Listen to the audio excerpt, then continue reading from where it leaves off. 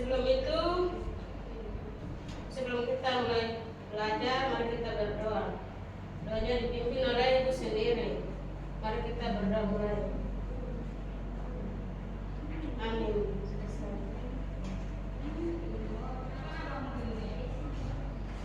Ini sebelum kita lanjut, Ibu absen. Siapa yang telah masuk hari ini? Semua hadir Ibu. Ya absen ya, biar jelas. Dia Hadir Ibu. dia ada Bu Liana, Hadir Ibu. Evi, Hadir Ibu. Bella, Maria. Hadir Bu. Baik, anak rajin setiap hari masuk. Ya Ibu.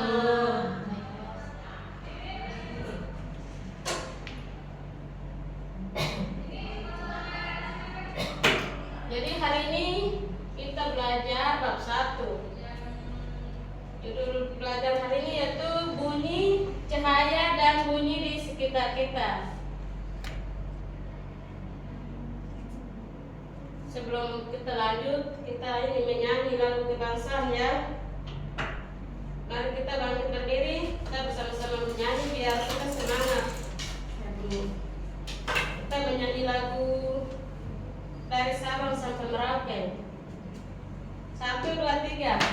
Dari Sabang sampai Merauke berjajar pulau-pulau, sambung menyambung menjadi satu, itulah Indonesia. Indonesia tanah airku, aku berjanji padamu menjunjung tanah airku Indonesia. Silahkan duduk anak-anak. Terima kasih.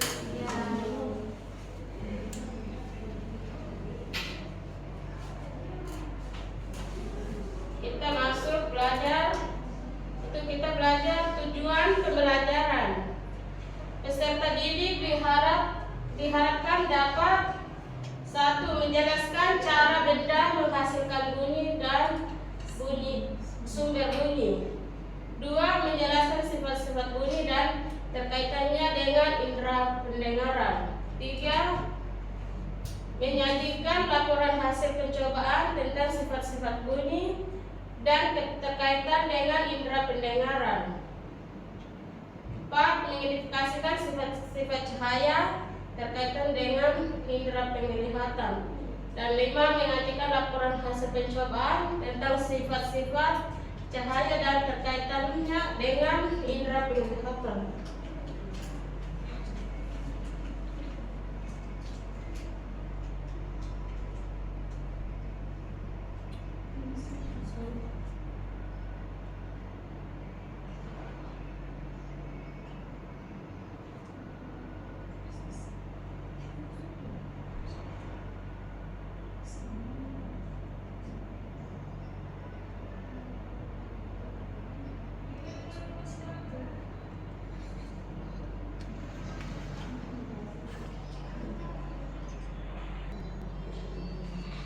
Baik, di sini Ibu akan bertanya apa yang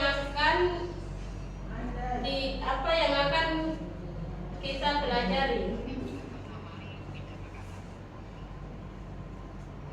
Kita belajar hari ini cahaya dan bunyi di sekitar kita, yaitu cahaya di sekitar kita dibagi menjadi sifat-sifat cahaya dan indera penglihatan.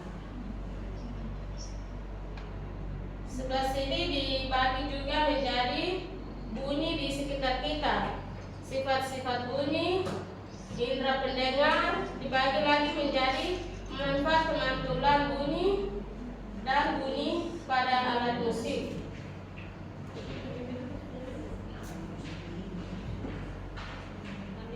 Yang sini kita lihat kalau seandainya macam di tempat di gereja bisa dengar bunyi kelihatan, yaitu mungkin gitar, main apa? Piano. Ya itu. Dan juga mungkin sifat cahaya di sekitar kita.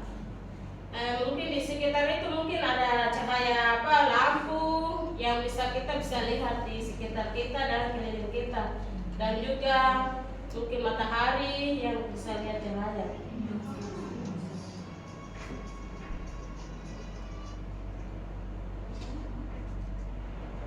Manakah ruangan yang lebih banyak cahaya?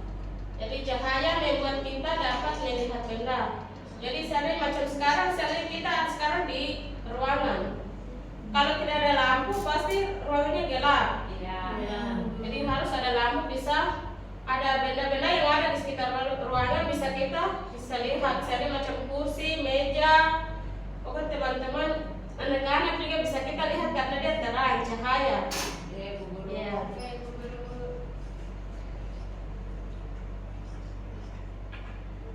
Cahaya di sekitar kita, cahaya satu, cahaya tampak, cahaya yang dapat ditangkap oleh mata. Yang kedua, cahaya tidak tampak, cahaya yang tidak dapat ditangkap oleh mata. Cahaya yang ditangkap oleh mata yaitu contohnya tuh kita lihat senter. Di sini pernah anak-anak biasa pegang senter atau tidak? Iya. Jadi kita pegang senter, kalau kita di suatu tempat yang gelap, kita kalau kontak senter pasti dia cahaya. Iya. Jadi cahaya tidak tampak seperti sinar ultraviolet. Itu juga sama saja seperti yang Ibu sudah jelaskan. Iya, Ibu.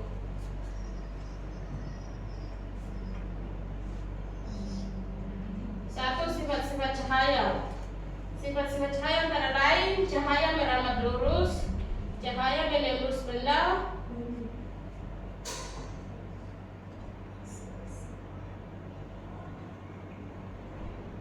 cahaya menembus benda bening, cahaya dapat dipantulkan, cahaya dapat dibiasakan, cahaya dapat diuraikan. Itu sifat-sifat cahaya. Nanti kita pelajari berikut. Cahaya merambat lurus. Berkas cahaya lampu sorot terlihat lurus dari kejauhan. Cahaya. Jadi di sini contoh kayak kita lihat saja mengamati. Di sini ada kota-kota besar. Misalnya macam lampu cahaya besar kayak lampu sorot. Biar kita jauh di mana pun pasti kita lihat saja. Oh, ini ada rumah. Di sini ada kios, tuh pasti ada cahaya yang lebih luas begitu, besar. Iya.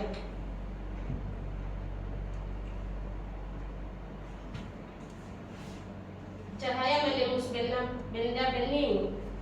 Cara menembus kaca akuarium. Dan cahaya menembus kaca jendela, terbentuk bayangan. Cahaya tidak akan diteruskan jika terkena benda gelap. Ya. Kita belajar sifat-sifat cahaya itu terlalu. Cahaya dapat dipantulkan, sinar datang, sinar pantul, bidang pantul, pemantulan teratur, pemantulan pada permukaan air yang rata, pemantulan pada cermin. Dari sini kita bisa lihat langsung sinar pantul. Misalnya macam kita pernah pegang kaca muka, bisa kita lihat kaca, ada pantulnya, kita juga bisa lihat tom punya muka sendiri. Begitu juga air atau kolam, kita di atas tanah, kita lihat di bawah itu pasti ada pantulan pohon atau pokoknya benda-benda yang sekitar, kita bisa lihat langsung.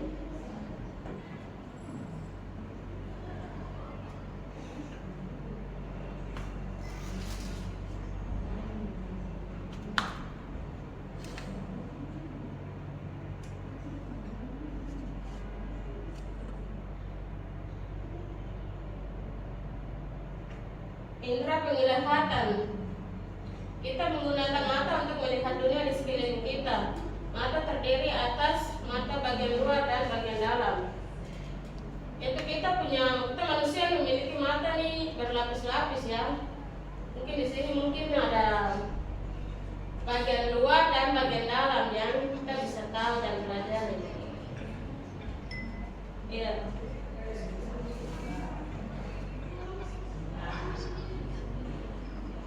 Sini ibu punya evaluasi dibagi menjadi 2 kelompok, 3.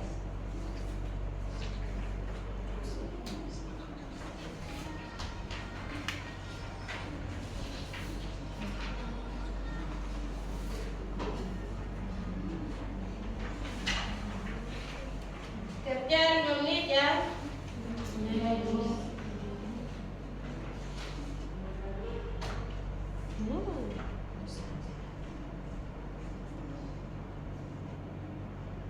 Sudah. Kalau sudah bisa kumpul ya. Iya Bu.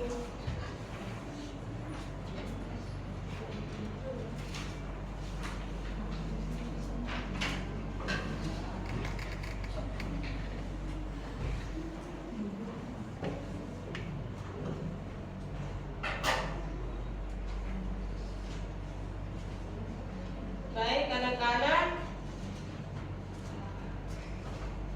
Ibu kira mungkin materi kita pada pagi hari ini mungkin sampai di sini saja dulu.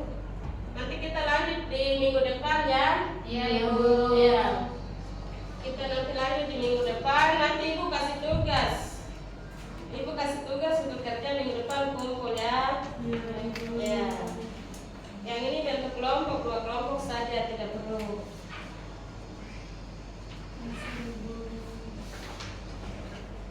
Minggu depan tuh kumpul. Semua harus hadir ya minggu depan karena ada tugas. Ya, Ibu Ibu. berikan. Ya baik anak-anak. Ibu tutup dengan doa. Sebelum kita pulang mari kita berdoa sehingga Tuhan bisa lindungi kita dalam perjalanan kita pulang ke rumah masing-masing. Mari kita berdoa. Berdoa mulai. Berdoa selesai. Selamat siang anak-anak. Siang.